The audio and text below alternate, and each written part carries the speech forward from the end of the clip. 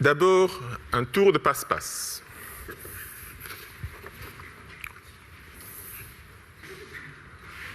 Oui. Une feuille de papier où j'ai pratiqué un trou carré et un disque en liège. D'accord? Et je plie ce trou et je peux y passer, oui, il passe très bien, le disque à travers. Hein? Je ne triche pas, enfin, je vais commencer à tricher tout à l'heure, mais pas encore.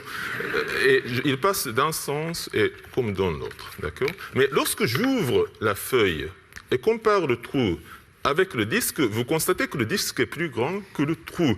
Le diamètre dépasse la diagonale du carré. Comment ça se fait? Je n'ai rien déchiré. Ce n'est pas possible.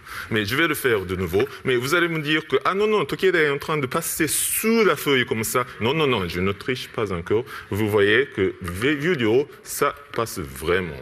Et dans l'autre sens, aucun problème. Pourtant, le disque est plus grand que le trou de la feuille.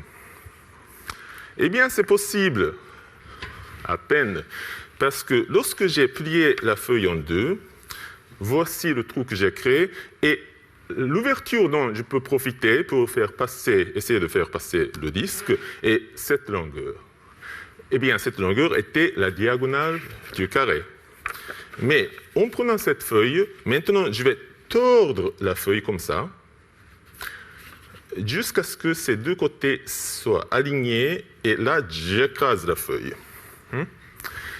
Et ici, j'ai créé une ouverture dont la largeur est maintenant la somme des deux côtés, ceci plus ceci, et si vous vous souvenez de Pythagore, j'ai gagné un facteur de racine 2, presque 40%.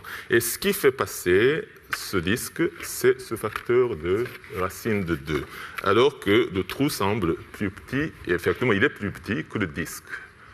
Je vous invite à rentrer chez vous, et puis, pas tout de suite, hein, mais rentrer chez vous, et de créer la même chose, et de recycler ce numéro pour agrémenter vos soirées mondaines.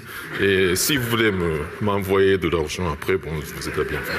Très bien.